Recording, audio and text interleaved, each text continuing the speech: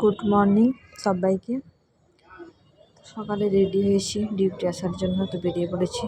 রাস্তাটা দেখছো পুরোটা ফাঁকা, একটু একটু রোদ উঠেছে। সাইকেলে করে আসি আমি প্রত্যেকদিন, তো বেশিটা দূর না আমাদের বাড়ি থেকে ঝাড়গ্রাম। তো সকালে প্রচণ্ড হাওয়া দিচ্ছিল, হওয়ার কারণে চাদরটা নিয়ে কান্না বাঁধা আছে। ডিয়ার পার্কে আজকে প্রচুর ভিড় সকাল থেকে।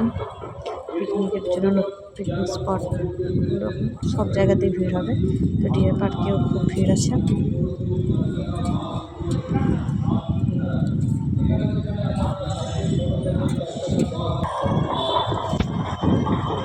রাস্তাটা দেখতে পাচ্ছি।